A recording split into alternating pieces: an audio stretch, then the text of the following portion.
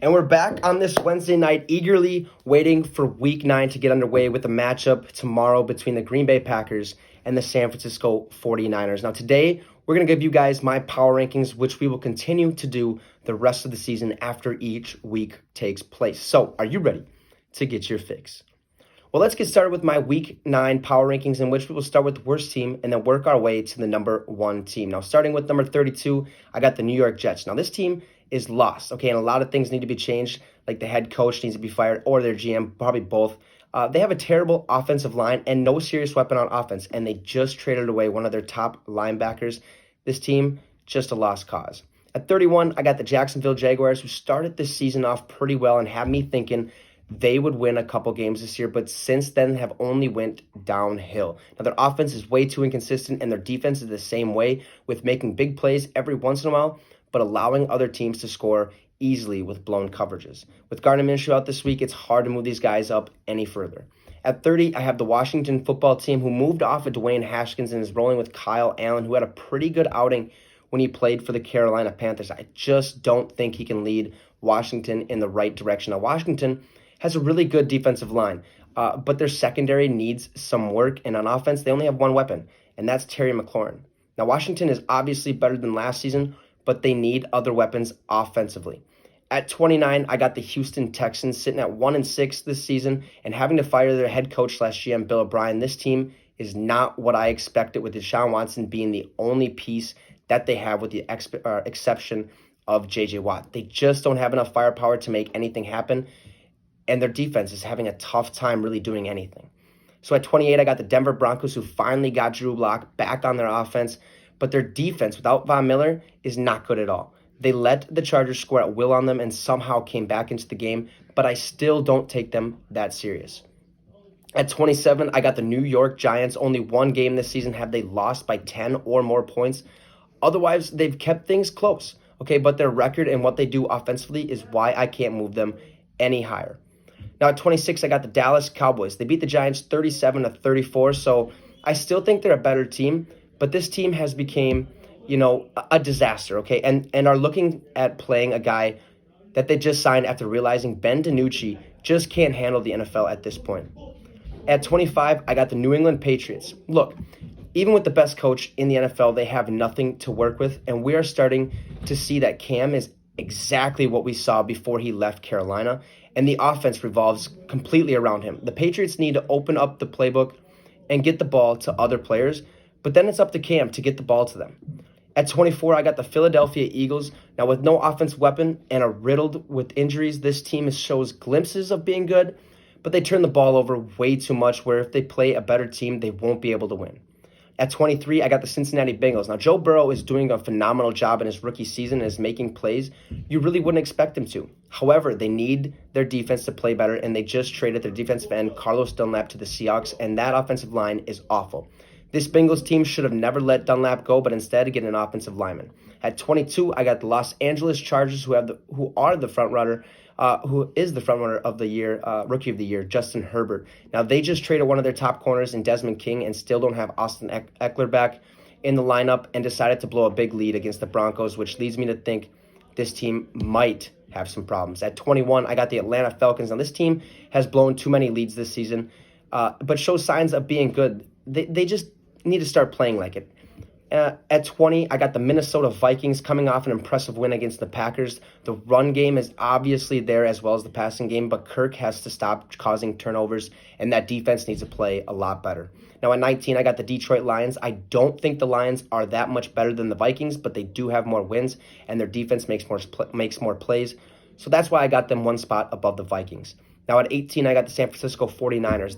This might change, okay? Just because after losing 8 starters pretty much right away in the season, they now lost Jimmy Garoppolo and George Kittle for 6+ weeks. And look, they have they're pretty rough defensively, okay? At 17, I got the Carolina Panthers. Look, this team is all right, and Teddy is doing everything he can to help this team win. But once Christian McCaffrey comes back, I think this team can make the playoffs, but their defense just needs to make more plays. So at 16, I got the Indianapolis Colts. This team is really, really different because they show spurts of being good one play, and then the next they look awful. They have a really good defense, which is why I got them at 16. So at 15, I got the Las Vegas Raiders, who have proven they can play some really, really good football, beating the Chiefs and then coming into a really windy game. And I mean gale force winds, and somehow toyed with the Browns to get the win. So at 14, I got the Chicago Bears, who might be a fluke this year, being that they play solid defense, okay? But they have too many issues offensively, like not knowing who the better quarterback is, and they benched Mitch Trubisky after going 3-0 for no reason. I think they should have stuck with him. They have no running back room. David Montgomery had a really nice game this week, but I think they still need to figure that out. At 13, I got the Los Angeles Rams. Now, this is a team with a ferocious defense that can wreak havoc on any team. They just need one play to get them going. Offensively, they need to figure out who their number one receiver is and need to solidify a starting running back. At 12, I got the Tennessee Titans. They have a solid offense with a beast at running back, Derrick Henry. The only reason they're not higher is because they need a better pass rush. And even after getting Jadeveon Clowney, they still need help. At 11, I got the Buffalo Bills. The past couple weeks have been exposed. Now, no running game, okay, with Josh Allen being their leading rusher, and they're having a hard time kind of finding the receivers for big plays, and Josh Allen is really struggling this year. At 10, I got the Miami Dolphins. This team is different also for the fact that for some reason their defense plays really, really well, and that is due to their head coach, Brian Flores, and now their offense just needs to continue to score. They need to get Tua on a roll this week. At 9, I got the Cleveland Browns. Look, we know what Baker is and he won't change, okay? This is what he is, and he's not going to get better because he's going to look awful half the time and he's going to look great the other half. But they still have a quarterback problem and too many weapons. Their defense is the main reason they have most of their wins this season, so that's why they're at 9. At 8, I got the Arizona Cardinals, who pulled off a great victory over the Seattle Seahawks and are looking like a real contender. They have a good enough defense to complement their offense with Kyler Murray and DeAndre Hopkins.